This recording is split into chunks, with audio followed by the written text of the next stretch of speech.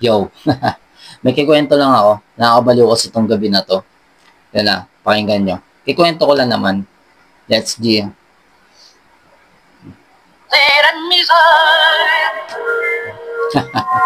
Nakakabaliw talaga itong gabi na to. Game. Crazy night. Crazy night. Ganito kasi yan eh. Ganito nangyari.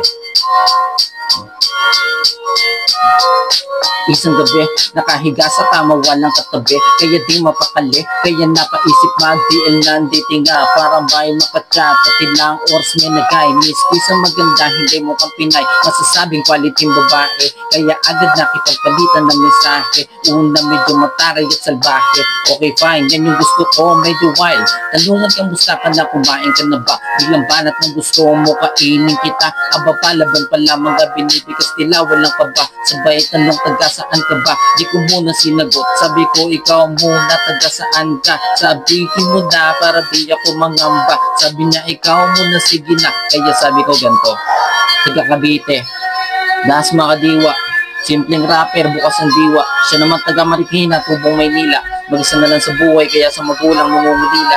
Naghahanap ng kausap para malibang. Habang walang trabaho, pinagkakaabalahan.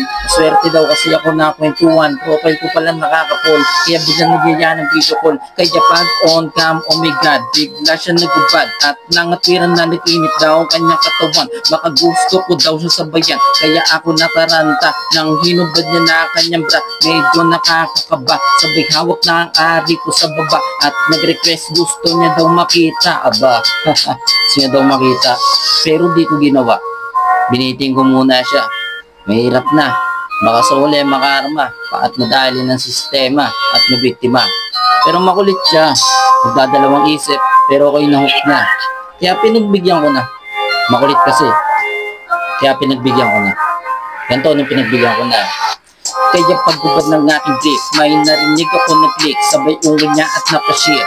Binitin ako sa pag-iinit na ang katawan, medyo naiinis, parang napagtripan, na tinigil na kanyang ginagawa. Kaya ako nagmakaawa kasi bitin talaga, lakas makaakit ng kanyang mata. Aba ako na puno ng kaba, tanong niya malapit ka na ba? Biglanat niya sa akin napadalhan mo ko ng pera, paliligayahin pa kita. Ako naman sitanggan, nag-send sa Gcash niya, nang napadala ko na, mag-ilang minuto lang binap niya na. Tsaka ko na pagkanto na recorded yung video, puta, iskam pala.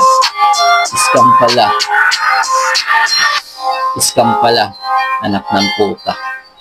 Kaya crazy night, nakakabaliw tong gabi na to. Na iskam pa, ang ina.